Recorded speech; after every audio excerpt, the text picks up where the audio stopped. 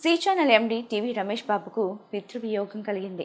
రమేష్ బాబు తండ్రి పూలేశ్వరరావు కన్నుమూశారు. వయోభారంతో వచ్చే సమస్యతో అస్వస్థకు గురై గాయత్రీనగర్లోని రాధామాధవ్ అపార్ట్మెంట్స్లో గల రమేష్ బాబు స్వగృహంలో పూలేశ్వరరావు పరమపదించారు.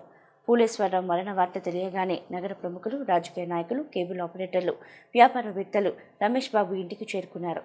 పూలేశ్వరరావు భౌతిక కాయాన్ని సందర్శించి నివాళులర్పించారు. C channel MD TV Ramesh Babu ఇంట విషాదం అలుముకుంది. ఆయన తండ్రి పుల్లేశ్వరరావు కన్నుమూశారు. ప్రభుత్వ ఉద్యోగిగా పదవీ విరమణ చేసిన పుల్లేశ్వరరావు తన కుమారుడైన రమేష్ బాబు వద్ద పదవీ విరమణ జీవితాన్ని ప్రశాంతంగా గడుపుతున్నారు. వయోభారంతో వచ్చే అనారోగ్య సమస్యలతో ఆయన ఈ ఉదయం తనువు చాలించారు. పుల్లేశ్వరరావు మరణ వార్త తెలియగానే నగర ప్రముఖులు, రాజకీయ నాయకులు, కేబుల్ ఆపరేటర్లు, వ్యాపారవేత్తలు రమేష్ బాబు బంధుమిత్రులు ఇంటికి చేరుకున్నారు. పుల్లేశ్వరరావు భౌతిక కాయాన్ని సందర్శించి నివాళులర్పించారు. 12వ తేదీ ఉదయం 10 గంటలకు గాయత్రీనగర్లోని రాధామాధవ్ అపార్ట్మెంట్లో గల రమేష్ బాబు స్వగృహం నుంచి అంతిమ యాత్ర బయలుదేరుతుందని కుటుంబ సభ్యులు తెలిపారు.